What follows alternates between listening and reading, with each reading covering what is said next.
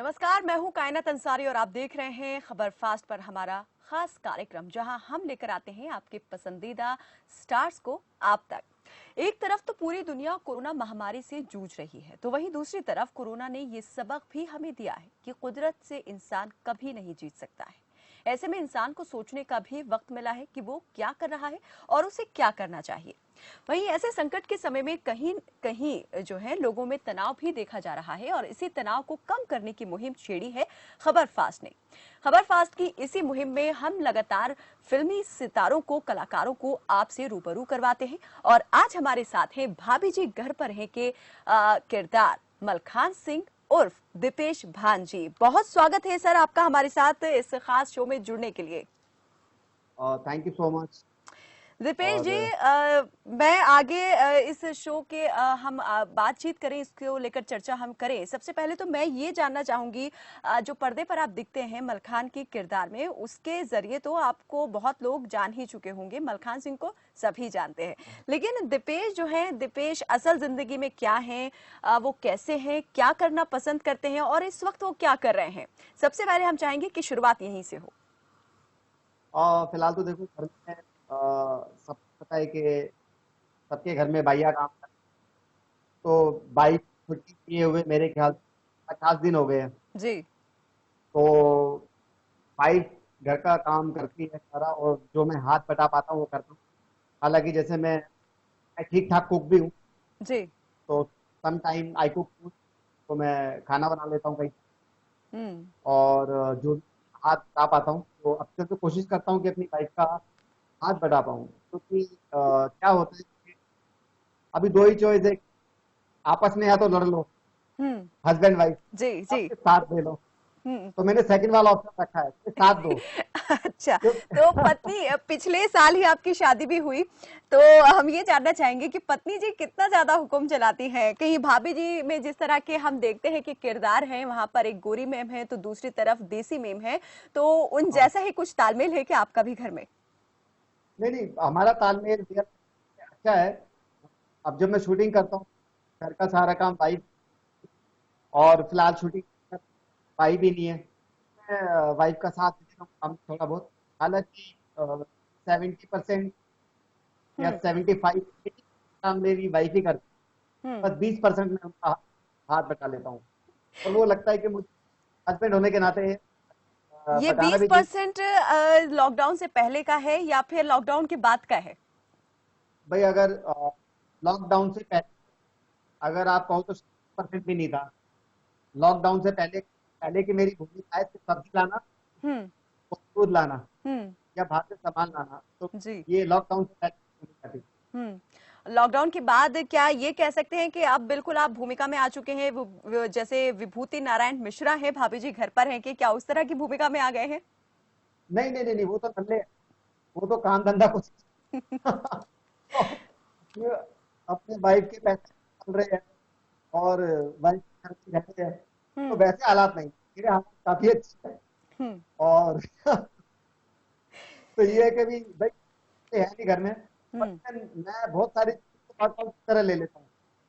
भाई हम्म। किचन में थोड़ा काम जाता था, स्वेटिंग होता है, तो आई फील के हम्म। वर्कआउट चल रहा है। जी। तो मैं उसको बहुत पॉजिटिवली लेता हूँ। हम्म। दीपेश जी, हम ये आपसे जानना चाहेंगे कि बतौर कलाकार शुरुआत जो है आपकी किस तरह से हुई? कदम पहला आपने कब रखा इंडस्ट्री के अंदर और स्ट्रगल टाइम जो है वो कितना लंबा रहा? देखो, मैं सबसे पहले आपको एक बात बता दूं। जिस जमाने में हम पैदा हुए, उस जमाने में बच्चे से एक ही चीज चाहते। हम्म। चलिए, अभी हमारा संपर्क यहाँ पर टूट गया है दीपेश जी के साथ में। हम इस चर्चा को आगे भी जारी रखेंगे। तो दीपेश जो हैं, आप उन्हें देखते ही हैं, भाभी जी घर पर हैं, एक फेमस यहाँ पर जो शो है दर्शकों के बीच काफी लोकप्रिय है और हर एक किरदार यहाँ पर दिल अजीज है, यहाँ पर लोगों के दिल के बहुत करीब है। उनमें से एक किरदार जो है वो मलखान सिंह का भी है। मलखान सिंह के किरदार में दीपेश नजर आते हैं और जिस तरह से वो टीवी पर दिखाई देते हैं, कुछ उसी तरह की असल जिंदगी जो है यहाँ पर उस तरह की तो नहीं कि जिस तरह से वो पैसों के लिए जुगाड़ लगाते रहते हैं, लेकिन थोड़ा पत्नी के कह सकते हैं कि हेल्पिंग हैंड के तौर पर बहुत ज्यादा वो हेल्पफुल है, जैसा भी हमने उनसे बातचीत के दौरान पता चला है। तो दीपेश यहाँ पर कई फिल्म टीवी सीरियल्स में जो है काम कर चुके हैं। भाभी जी घर पर हैं में आने से पहले उन्होंने 5 टीवी सीरियल्स में काम भी किया था, लेकिन जो लोकप्रियता है, जो फेम है, उन्हें भाभी जी घर पर हैं के जरिए ही मिला है। भाभी जी घर पर हैं में जब से उन्होंने मलखान सिंह का रोल निभाना शुरू किया, तभी से जो है उनकी पहचान घर घर में मलखान सिंह के रूप में होने लगी। और इनका जो जोड़ीदार है टीका, उनके साथ में जो उनकी जुगलबंदी रहती है, उसके तो कहने ही क्या। तो दीपेश जो है एक जिंदा दिल इंसान है, काफी ह्यूमर को पसंद करने वाले हैं और लंबा वक्त यहाँ पर हो गया है इनको इंडस्ट्री के अंदर। मे आई कम इन मैडम भी एक सीरियल आया करता था, उसके अंदर भी इन्होंने जो है अभिनय किया है। चलिए, हमारा संपर्क एक बार फिर से जुड़ गया है दीपेश जी से। दीपेश जी, मैं आपसे पूछ रही थी कि ये जो आपका स्ट्रगलिंग पीरियड था वो कितना लंबा रहा, आपने बतौर एक्टर के कब यहाँ पर इंडस्ट्री में शुरुआत की? हाँ, मैं जिस जमाने में हम पैदा हुए थे उस जमाने में बस माँ कि हमारा बच्चा पढ़े लिखे तो बहुत बड़ा आदमी बने। जी। तो फाइनली 10th कुछ मेरे 40% आए हम्म। और पापा को पता लग गया कि जनाब पढ़ लिख कर टीवी नहीं चलाने वाले और कोई डॉक्टर या इंजीनियर या देश का कोई कोई नाम रोशन करता। जी। तो फिर पापा ने बोला भाई फॉलो योर ड्रीम, हम्म। बस ग्रेजुएशन के कल को तुम्हारी तो हम लड़की को ये बता पाए ग्रेजुएट है। तो उन्होंने इतनी आजादी दे दी। आई यूज टू प्ले क्रिकेट। अच्छा, आई तो वॉज इन मतलब शामा। ये कहें कि शादी करने के लिए ही लड़के को कुछ करके दिखा रहा था। हाँ नहीं, उन्होंने कहा शादी सबकी होती है और लगता है नहीं होगी तो जैसे, क्योंकि लड़की को पढ़ा लिखा लगा तो जी ग्रेजुएट जी हो। जी। तो हमने पापा की मान ली। हाँ, नंबर्स की ये फिर 12th में बहुत percentage लानी है। हम्म। तो मामला सिर्फ तक था और कंप्लीट करी। हम्म। थिएटर किया, 5 साल थिएटर किया। थिएटर कब और शुरू की, मतलब कौन से ईयर के अंदर आपने थिएटर करना शुरू किया? और जैसे आपने कहा कि पापा ने आपको कहा कि अपने ड्रीम को फॉलो करो, तो क्या आपका यही ड्रीम था, दिमाग में यही था कि मुझे एक्टर बनना है? हाँ, मैं बताता हूँ, मेरे अंदर 3 या 4। मैं क्रिकेट बहुत अच्छा खेलता था। हम्म। मैं शामक में भी था, एसपी स्पेशल पोटेंशियल बैट शामक। हम्म। हम्म। और उसके बाद नेक्स्ट स्टेप था बनना। हम्म। तो मैंने वहाँ वहाँ था, क्योंकि शायद इन्हीं में ही लिखा था और मैं टूटा फूटा एक काफी अच्छा गा लेता हूँ। हम्म। और मैंने वही बोला कि माँ बस नहीं थे उस जमाने में, वो के अंदर थी। हम्म। आपको मेरी आवाज आ रही है? दीपेश जी, थोड़ी दिक्कत हमें कर रही है, आपकी आवाज बहुत बीच बीच में कट रही है, आ रहा है सिग्नल, जा रहा है, थोड़ा सा ये प्रॉब्लम जरूर हो रही है। टेक्निकल चीजें हैं तो करती हैं थोड़ा बीच में प्रॉब्लम। चलिए, तब तक ये बात हम आगे भी जरूर जारी रखेंगे। थोड़ा सा तकनीकी दिक्कत की वजह से, कहते हैं कि रुकावट के लिए खेद है, तो यहाँ भी थोड़ा सा रुकावट के लिए खेद आ गया है। तकनीकी दिक्कत की वजह से आवाज प्रॉपर हमें नहीं मिल पा रही थी। उम्मीद करेंगे कि जब दोबारा हमारा संपर्क जुड़ेगा तो आवाज जो है वो प्रॉपर आ पाएगी, क्योंकि ये जो बातचीत का सिलसिला है, हम चाहते हैं कि ये उतना ही दिलचस्प हो जितना हम यहाँ पर टीवी पर उनके कैरेक्टर को देखते हैं कि वो कितना ज्यादा एकदम से ह्यूमर क्रिएट कर देता है। बहुत ज्यादा मजाकिया अंदाज है इनके बात करने का भी। भाभी जी घर पर हैं, जिस तरीके से ये बात करते हैं, जिस तरह से डायलॉग डिलीवरी है, हम जरूर चाहेंगे कि उस तरीके से वो अभी जो हमारे साथ बातचीत कर रहे हैं उसी तरह से ही, उसी लय में बात करें, उसी रिदम में बात करें, क्योंकि हमारे दर्शक जरूर मिस कर रहे होंगे अपने उस फेवरेट सीरियल को जिसमें वो देख पाते थे अपने हर एक जो पसंदीदा उनके किरदार हैं। तो दीपेश भान जी से हमारे ये बातचीत का सिलसिला जो है वो लगातार जारी है। दीपेश भान यहाँ पर अपनी जिंदगी से जुड़े हुए कुछ अहम किस्सों को लेकर बातचीत कर रहे हैं, अपने करियर की शुरुआत उन्होंने किस तरह से की और बचपन में पढ़ाई लिखाई में जो थे कैसे उन्होंने कहा बताया कि इतना ज्यादा पढ़ने लिखने में बहुत अच्छे ब्राइट स्टूडेंट नहीं थे, नंबर यहाँ पर कम आए तो परिवार वाले शुरू से ही ये समझ गए थे कि भाई लड़के पर दबाव बनाने से कोई फायदा नहीं है। उन्होंने साफ तौर पर ये कह दिया और इस बात की फ्रीडम दे दी कि देखो पढ़ना तो है ही, क्योंकि अगर आगे तुम्हें लाइफ में कुछ करना है, शादी भी अगर करनी है तो उसके लिए पढ़ा लिखना जो है वो बेहद जरूरी है। और ये बात जो है उनके दिमाग में पूरी तरीके से सेट हो गई और उसके बाद उन्होंने अपना ग्रेजुएशन जो है वो कंप्लीट किया। तो कैसे यहाँ पर एक कह सकते हैं कि पढ़ने लिखने में कमजोर स्टूडेंट ये किरदार की दुनिया में, अदाकारी की दुनिया में कैसे आया और अब जो है कैसे वो दिलों पर राज कर रहा है, ये सभी बातें हम यहाँ पर खुद उनकी जुबानी जानेंगे।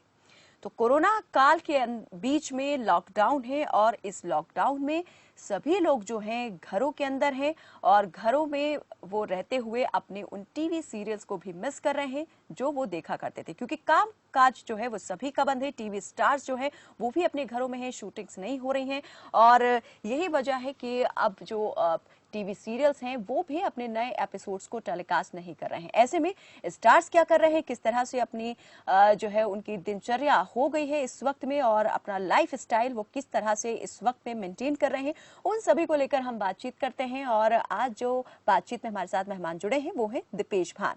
चलिए एक बार फिर से हमारे साथ जुड़ गए हैं दीपेश भान। दीपेश जी, उम्मीद करते हैं कि इस बार जो है बातचीत बिल्कुल फ्लॉलेस होगी और कोई यहाँ पर अड़चन नहीं आएगी। क्या बोला, सॉरी।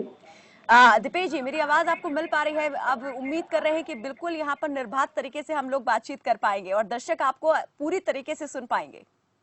जो मेरा लाइव चल रहा है मैं इसका आवाज म्यूट करता हूँ, डबल वॉइस आ रही है। हेलो, नहीं, अब आपकी आवाज बिल्कुल यहाँ पर सही आ रही है, हम आपको अच्छी तरीके से सुन पा रहे हैं। जी अब आ रही है आपकी आवाज? जी जी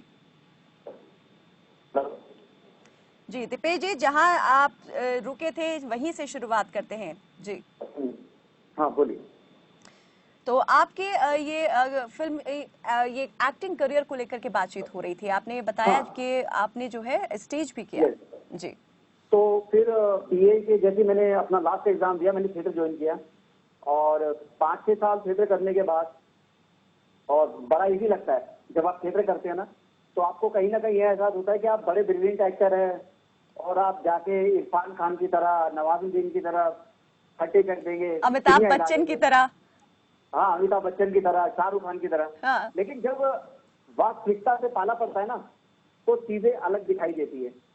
और जब मुंबई आए तो 6 महीने गुजरे, 8 महीने, साल गुजरे, ऑडिशन दिए, तो कई बार ये भी लगता दीपेश जी, था मैं चाहूंगी जरा आप ये और खोल कर बताएं कि कब आप मुंबई आए, ये स्ट्रगलिंग जो टाइम था वो कब से शुरू हुआ? थिएटर में भी मैंने आपसे पूछा था कि कौन से ईयर में आपने थिएटर शुरू किया था? मैंने थिएटर 2001 में शुरू किया था और लगभग 2005 में मैं मुंबई आ गया था। जी। तो 2005 में जब मैं मुंबई आया और यहाँ पे देखा, ऑडिशन दिए, 6 महीने 8 महीने बीते, तो इतने ऑडिशन के बाद कॉल ही नहीं आता था। तो कई बार लगता था कि गलत एक्टिंग सीख कर तो नहीं आ गए, कुछ गलत चीजें तो नहीं सीख लिए कि यार कुछ क्लिक ही नहीं हो रहा, इतने ऑडिशन दे रहे हैं। और हर सुबह आपने जैसे आज ऑडिशन दिया तो नेक्स्ट डे मोबाइल के सामने मोबाइल को 10-10 बार उठा के देखते थे, यार नेटवर्क कहीं आ रहा है या नहीं। अच्छा। और रूममेट को बोलते थे यार एक बार कॉल करके देखना। ये बेचैनी मतलब लगी रहती थी मन के अंदर, ये चलता रहता था ख्याल। हाँ, बिल्कुल ऐसी चीजें चलती रहती थी और वो होता हर किसी के साथ है। फिर टाइम के साथ टाइम बीता, चीजें समझ में आई और मुंबई को समझने में भी टाइम लगा कि मुंबई क्या है। तो उसके बाद एक सेकेंड। जी हाँ, तो फिर चीजों को समझना शुरू करा और उसके बाद में ये भी पता लगा कि आप एक्टर अच्छे और खराब है ये मैटर नहीं करता है, टाइम लगना एक अलग चीज है। फिर बहुत सारे एग्जांपल थे, इरफान खान साहब को भी 10-11 साल मुंबई में हो गए, फिर उनको काम मिलना शुरू हुआ। तो एक्टिंग पे तो भरोसा था, लेकिन फिर एक अपने पास एक भरोसे का, एक कहते हैं ढांढस बनाने वाला, एक वो वाली चीज भी थी कि यार इतने बड़े स्टार ने इतना टाइम स्ट्रगल किया, finally he got his chance और वो बाद में इतना बड़ा नाम बने। और फिर बस यही था कि एक्टर आप जैसे हो वैसे ही रहते हो, ऐसा नहीं होगा कि कोई खराब एक्टर एकदम से 5 साल के बाद नसीरुद्दीन शाह जैसी एक्टिंग करने लग जाएगा, जी जी। या 7 साल के बाद वो अमिताभ बच्चन बन जाएगा। हम्म। वो वैसे ही होता है, बस थोड़ा सा समझ आती है या थोड़ा सा पॉलिश होता है। जी। एक्टर मेरे हिसाब से पैदा होता है, कोई किसी को एक्टर नहीं बना सकता है। स्किल वो कहते हैं ना, अब जैसे मैं आपको एग्जांपल देता हूँ, आप डांस शोज देखते होंगे जहाँ 4 साल के बच्चे ऐसा डांस करते हैं जो बोलना नहीं सीखे, तुतला रहे हैं, जी लेकिन वो बिल्कुल 5 मिनट परफॉर्म प्रोफेशनल्स करते हैं। बिल्कुल यहाँ पर दांतों तले उंगलियां दबा लेते हैं। हाँ बिल्कुल, मैं आपको वही बता रहा हूँ। तो आपको ये लगेगा शायद ये भगवान की देन है, जो टैलेंट है, जो बच्चा सही से बोलना नहीं सीखा, एबीसीडी नहीं बोल पा रहा है, लेकिन वो डांस को कैच कर रहा है। वहीं आप देखते हो एक्टिंग वाले शोज भी आते हैं, तो जी। जो बच्चे एक्टिंग कर रहे हैं 3-4 साल के, जिन्हें कुछ समझ नहीं है, तो मुझे लगता है कि हालांकि कई बार मेरे जो साथी कलाकार है, कई बार डिबेट होती है, तो मैं हमेशा इस चीज पर अड़ा रहता हूँ कि कलाकार पैदा होता है, आप किसी को कलाकार नहीं बना सकते हैं। बस क्या है कि उम्र इसमें के साथ कितना वो बिलीव पॉलिश होता रखते है। हैं कि टैलेंट के साथ में लक का होना भी बहुत जरूरी है, इस बात को कितना आप हाँ सही देखो, मानते हैं? लक, आई एग्री, लक का होना भी जरूरी होता है, लेकिन मुझे लगता है कि टैलेंट तो आपके पास होना ही चाहिए, क्योंकि कई बार कुछ लोगों के पास लिंक्स होते हैं, जी। टैलेंट नहीं होते। अगर मुझे लगता है कि लिंक आपको एक बार काम दिला देगा, जी सेकंड काम आपको आपके टैलेंट से ही मिलेगा। बिल्कुल। अगर आप अच्छे एक्टर है पहचान तो आपकी आप आपके में टैलेंट के बलबूते ही बनेगी। दीपेश जी आगे भी इससे बातचीत के हम सिलसिले को बढ़ाएंगे, लेकिन इस बीच अब मैं चाहूंगी कि आप जो है थोड़ा सा अपने उसी अंदाज में हमें कोई एक डायलॉग जो है वो सुना दें। भाभी जी घर पर हैं, टीका मलखान की जो जोड़ी है वो तो सभी को बेहद अजीज है, बहुत प्यारी लगती है, तो आपसी बिल्कुल, कॉन्वर्सेशन का कुछ आप हम मैं चाहेंगे आप जरूर यहाँ पर कोई एक डायलॉग यहाँ सुनाएं। बिल्कुल बिल्कुल मैं आपको सुनाता हूँ, मैं आपको मलखान भी सुनाता हूँ, और न्याय कवि मैडम में मैं भूपेश करता था, जाट का कैरेक्टर, मैं आपको दोनों दोनों करके बता देता हूँ। जी जी। तो मलखान अभी मेरी शेव मैंने करी नहीं, मैंने जिंदगी में कभी शेव रखी नहीं है, तो मुझे मौका मिला फाइनली, मैंने कहा चलो रख लो, जब तक लॉकडाउन है शेव रखते हैं, एक नया लुक है। अच्छा। इसमें पिक्चर्स क्लिक कर रहा हूँ, आगे कभी कोई काम होगा तो ये काम आएंगे। तो बहरहाल मैं मलखान के बारे में बताता हूँ। तो मलखान एक कैरेक्टर है जो मलखान टीका, जिसे कहते हैं ना एक सिंपल लैंग्वेज में, बिल्कुल नाकारे लीडर टाइप लड़के जो जी। कुछ नहीं करते, मोहल्ले की गलियों में घूमते हैं। इनका काम क्या है, आते जाते 2-4 लड़कियों को ताड़ लिया और किसी को छेड़ा तो 2-4 चप्पलें खा ली, और बेशर्म इतने हैं कि जूते चप्पल खाते ही 1 मिनट बाद रिलैक्स हो जाते हैं, गाना गाते हैं, या भाभी के थैले उठा लिए, जी। और कभी खाना नहीं मिला तो भाभी के घर पहुंच गए खाना मांगने। तो ये कर रहा रहते, तो मैं इनकी खैर बात बोल कर अपन। तो बात ये है रही कि जी मो की तरफ से कोको राम राम है रही, कहा चल रहे तो बढ़िया चल रहा है। क्या बात है, क्या बात है। तो ये मेरो इंटरव्यू से चल रहा है, तो मैं आपको एक किस्सा सुना देता हूँ। जी। तो एक एपिसोड चल रहा था हमारो, तो ठीक है मैं एपिसोड में है तो जो विभूतु है ना हमारा नल्लो भैया, काम धंधो भी करते जी है, जी। बीजी के टुकड़ों पे पलतो है, तो वो बाबा बन जाता है।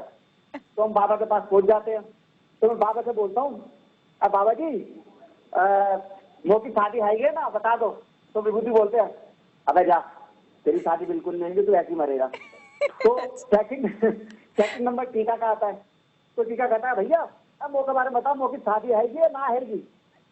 वो सॉरी, तो टीका बोलता है भैया मो को है ना, मैं बहुत कारो है वो, तो मो को गोरा होने की करीम दे दो। तो जैसे वो कहते हैं ना, तो मैं कहता हूँ खबर रुक जाओ जी। जा, सारे करे तो कुछ नहीं होगो, जाकू करीब बिल्कुल मत दियो। एक बार सारे के लिए करवे के लिए गोरे होने की करीब लाया, सारे के गालन पे रगड़ के खूब लगाई भैया, पूछो मत ना, करीम काली होगी लेकिन यो सारो गोरो नहीं वो। क्या बात है, बहुत खूब, बहुत खूब, बहुत मजा आया यार। बिल्कुल लगा कि हम भाभी जी घर के सेट पर ही पहुंच गए हैं।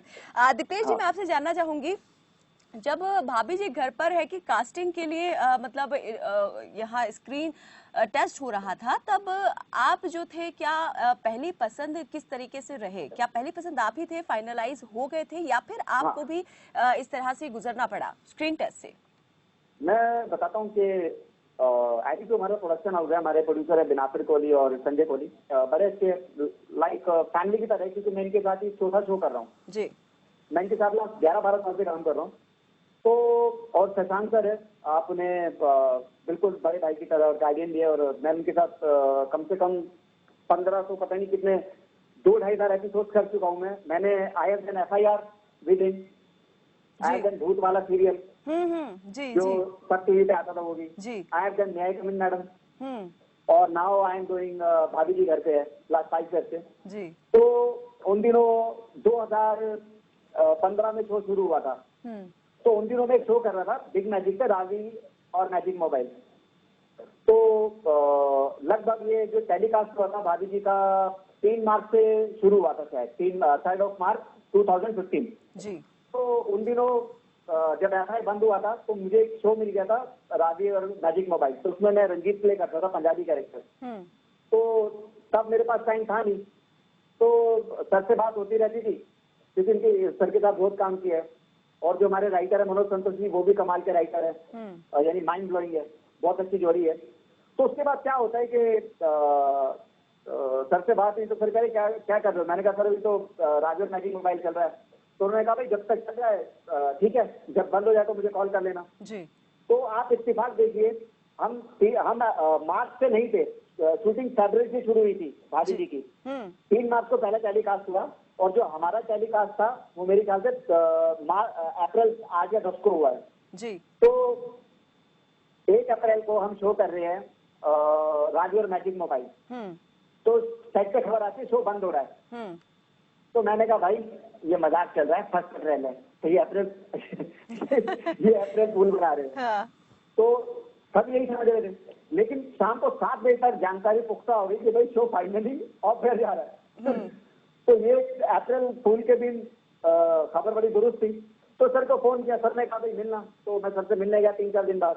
तो एक कैरेक्टर था मलखान, जिसमें टीका मेरे साथ नहीं था। हाँ। टीका और मैं अलग अलग, मैंने पहला एपिसोड अलग शूट किया था। अच्छा, तो ये जोड़ी मतलब बाद में बनी? हाँ, ये बताता हूँ फिर क्या होता है। देखो किससे कैसे जुड़ते हैं और कहाँ से किस्मत कहाँ ले जाती है। जी। तो मैंने पहला एपिसोड शूट किया, में टीका नहीं था मेरे साथ। और पहला एपिसोड मैंने शूट कर लिया। सर ने लुक बताया तो वो पतली मूछे और ऐसे बाल, एक कैरेक्टर भी लगना होता है।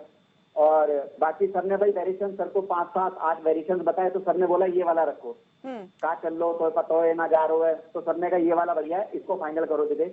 तो वो कर लिया।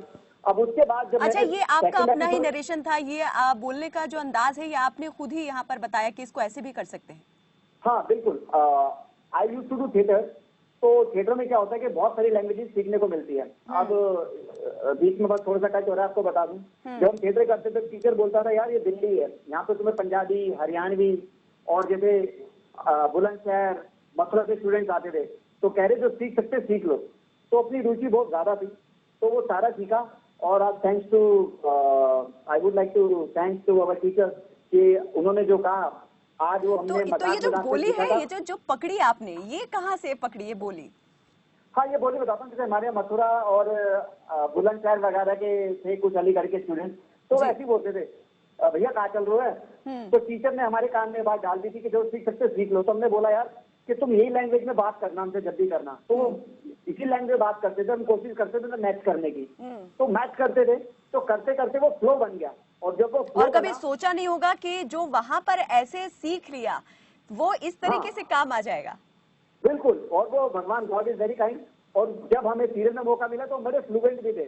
एक होता ना आपको लगता है एक्टिंग ट्राई कर रहा है लेकिन पकड़ नहीं पा रहा है, लेकिन ऊपर वाले की दया थी कि इतना फ्लुएंट गया वो।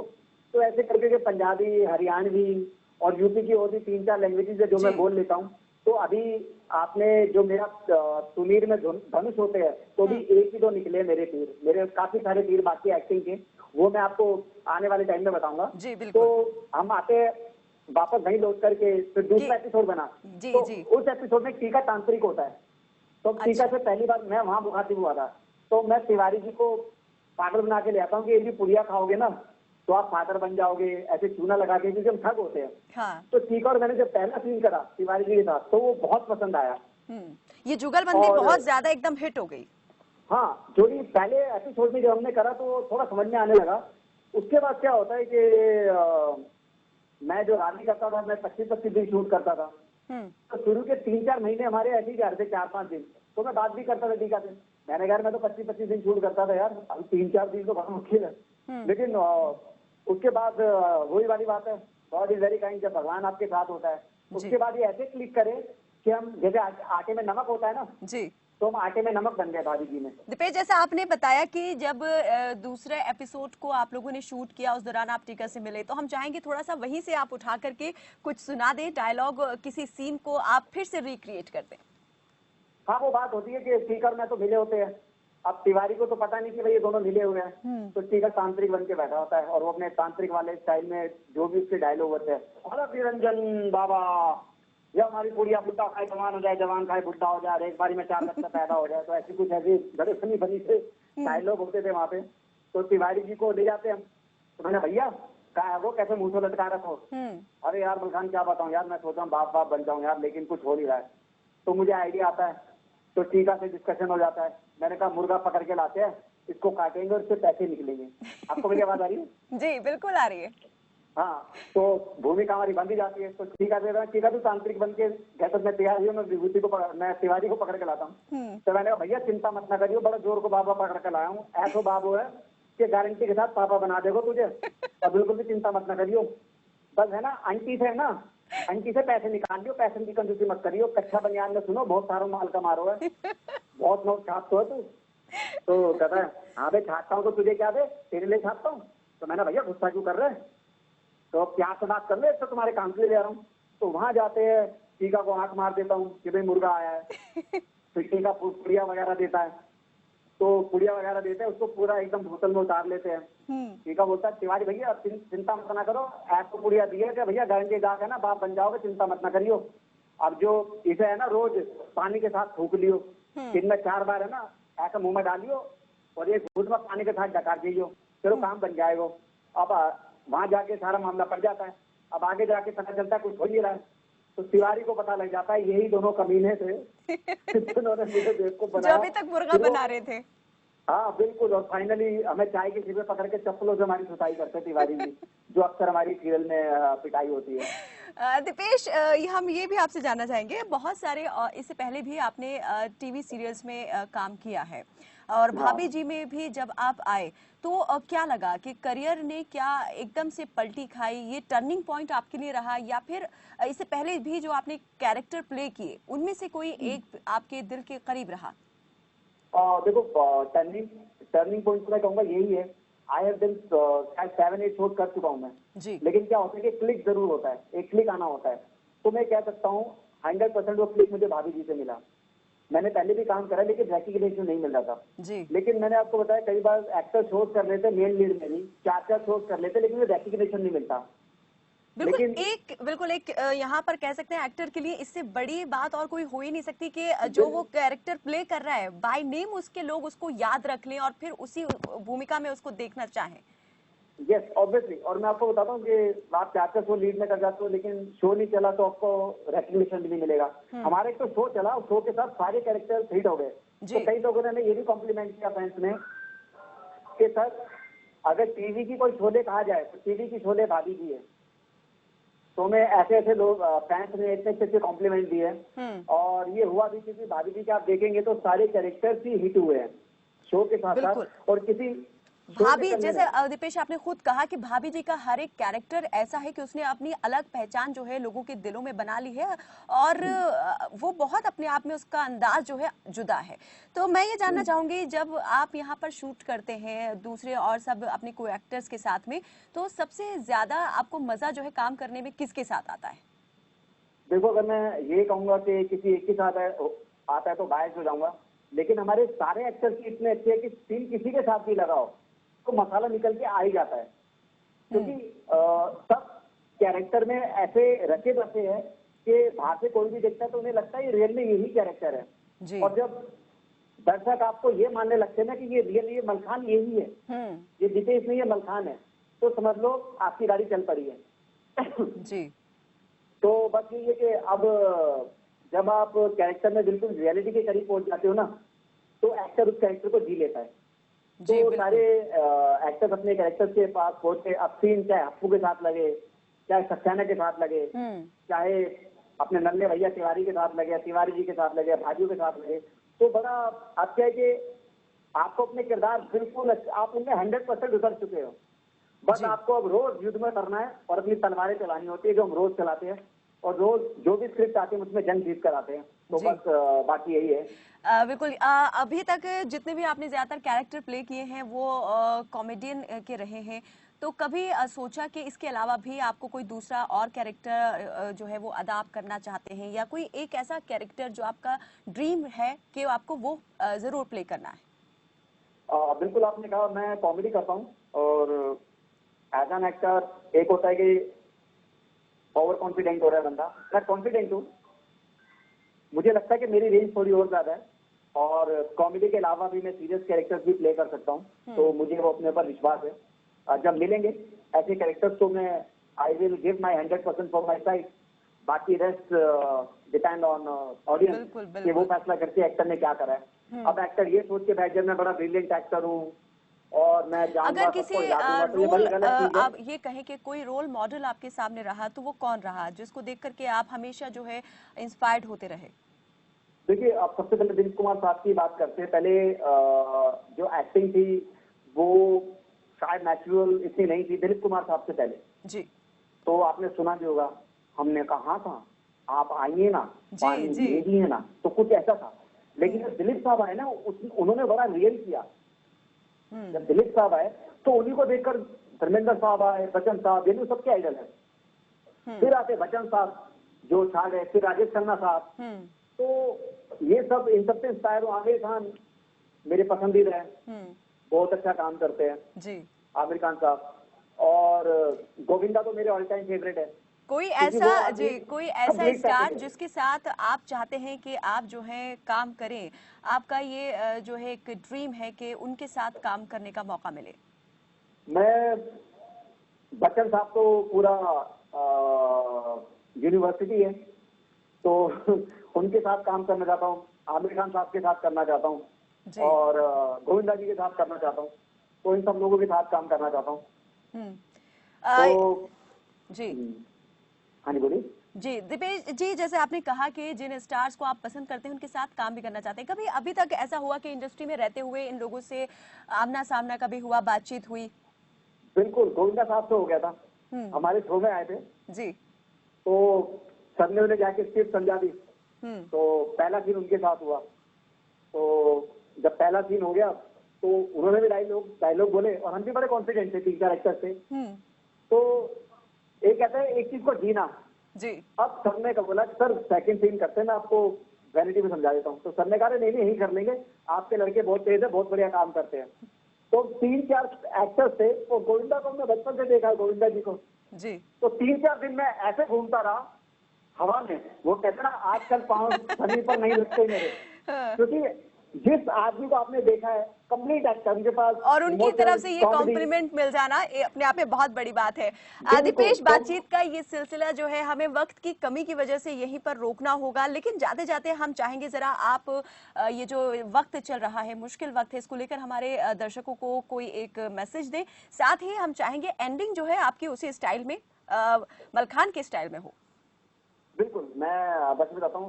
शायद आपने फटाफट बताया था, मैं कभी मैडम का आपने जिक्र किया, तो मैं उसमें हरियाणवी प्ले करता था, उसका थोड़ा सा बस बोल के बताया था हमको फटाफट। जी। तो एक बार क्या होता है, ये घर में रहता है, खून की साला होता है, जीजा का घर में ही रहता है, और ऑफिस में उसके साथ जाता है, घर आके चुगली करता है। तो ये जब भी देखता है तो ऑफिस में कुछ उल्टा सीधा हुआ है, तो एक दिन घर आ जाता है, तो कहता है अरे दीदी राम राम।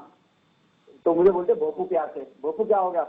अरे दीदी पूछा मत ना, अरे घोर होगा घोर। क्या हो गया भोपू? जो जीजा ना आयो भैंस का फूफा। क्या हो गया भोपू? जो आइसक्रीम खा रहा। तो क्या बात हो गया आइसक्रीम खा रहा? अरे जो आइसक्रीम मैडम की गाल खा रहा, तो क्या हो गया मैडम के साथ खा? तो अरे दोनों एक ही आइसक्रीम में खा रहे, एक बुड़का मैडम खा रही, एक बुड़का यो खा रहा। तो जीजी अच्छी कह रहा है, इसके घुटने में है ना, घुटनों में रस्सी बांध दे, जो भैंस का फूफा हाथ से निकल जाएगा। फिर जीजा आ जाता घर में। फिर मैं बोलता हूँ अरे वो जीजा, तुझे कैसे गंदे नाल में डूब कर तूने मारा जाता है? कैसा हमारी जिंदगी की जिंदगी खराब कर रखी तूने। तो वो एक कैरेक्टर था। और बहुत हूँ। बाकी बस ये कहना चाहूंगा, देखो जितनी भी ऑडियंस देख रहे हैं, ये जो कोरोना है इसको बिल्कुल भी लाइट मत लीजिए, please don't take it light.